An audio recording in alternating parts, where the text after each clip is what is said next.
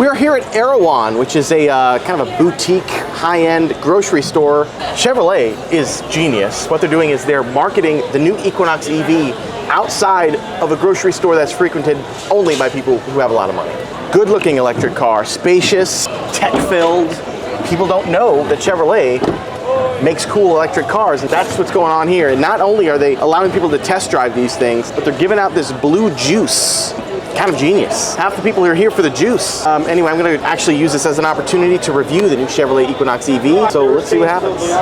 All right, hello everyone. This is my first drive in the new Chevrolet Equinox EV, which is a relatively affordable electric car. Starts at $35,000. You know, as soon as I walk in and I sit down, it's on. You can see there's a screen, everything's ready to go. There's no on button. Column shift. Thank you, Chevrolet. Don't waste space in here for a shifter. Put it on the column, because no one uses this space for anything anyway. This is fantastic. Good job, Chevrolet.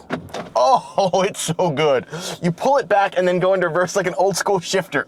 Oh, yes. Too good. None of that matters if it doesn't drive well. You hear the pedestrian sound. So you got that exterior noise to warn pedestrians. Sort of sounds futuristic, kind of robotic, but it's cool in here. The screens are cool, and it doesn't feel like they just tacked the screen on. I mean, if you look at this, it's like sort of integrated and styled, and like, especially if you look at the dash, the white and the blue, it's just cool. Look at the vents. How dope are those? You spin it to open and close, and then you can, come on, that's cool. So far, I'm feeling it. There's good storage underneath here. So you've got storage down here, you've got storage up here.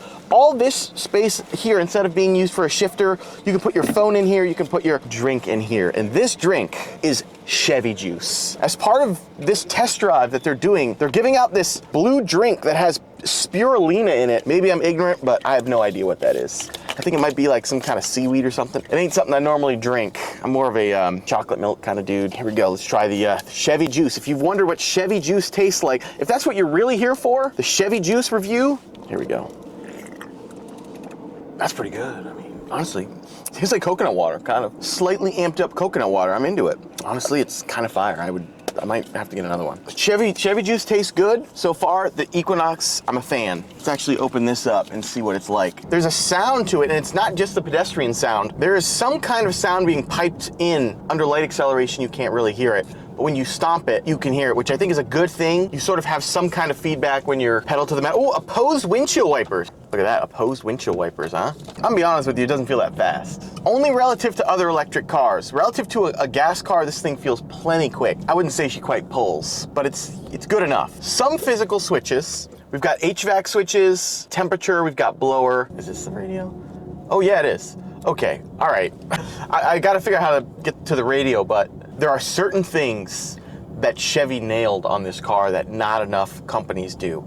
The shifter being one of them. The two-tone exterior color. People like that. It's fun. You see it in a lot of small European cars. Let's see more of that here in the States. Fun interior features like those HVAC bezels, the vents, the two-tone dash, the volume and the physical HVAC controls. Their HMI team, they get it. Like they know what people want. They want simplicity. Like, there's not stupid things like, oh, look, there's a rear wiper in the back. There's no like missing rear wiper like the Hyundai Ioniq. From a performance standpoint, it's not gonna blow your face off. 300 miles of range. This is about as good, if you can get a good deal on this thing, I would daily drive this, absolutely. It's not a sports car, but it's got as much soul as a Tesla does, you know, given that they're everywhere here in California. It's quick enough. There's a little bit of torque steer when you're accelerating. What I don't like is the glare.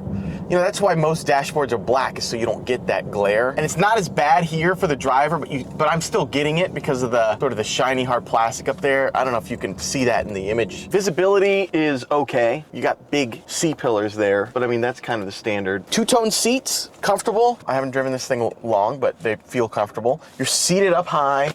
It's a compelling car. It really is. So far, I'm into it. It's got soul. All right, we gotta look at the outside of this Equinox. It's good to drive inside. I don't want to spend too much time on the inside. It's not that crazy to drive. It's comfortable and quiet, and it's nice. The interior is cool. I like it. I think the two-tone is cool. I think the front is fine. I mean, you know, you've got these thin lights up here and, you know, main headlights down here.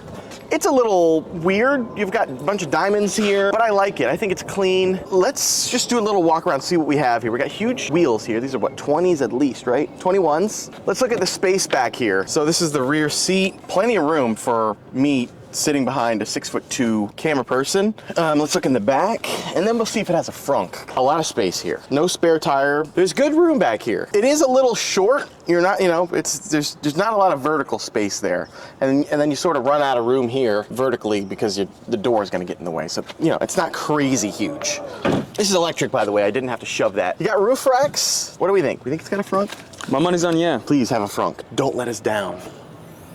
No frunk. Look, a lot of journalists make a big stink about a car not having a frunk because EVs are fun and frunks are fun, and the reality is that engineers make a conscious decision whether or not a frunk is the best compromise. Is it going to infringe on the passenger space? Is it worth the frunk? Is the marketing of a frunk worth whatever compromises you have to make? As an engineer, I'm not going to make a big stink about there being no frunk. But if other people want to, I'm not going to stop them. So this was a very short, 5-minute, we'll cut it down to 5 minutes, right, Griffin? Yeah, probably around there. This was a very short, roughly 5-minute review of the Chevrolet Equinox. The main takeaways are, it looks good inside for sure. Outside, I think it does. Ride quality is decent. It's quiet inside. I love the little touches they add to make it different. They're really smart about certain human-machine interface choices, like the volume switch, the HVAC switches, the shifter. If you can get this car for somewhere in the low 30s, to me, it would be an exceptional daily driver. I can't recommend buying a brand new EV given the depreciation we're seeing. As an offering, it's compelling. It's got some character to it, you know? Step back a little bit. It's not as boring as the old Equinox. It's got a little pizzazz to it. Nothing crazy,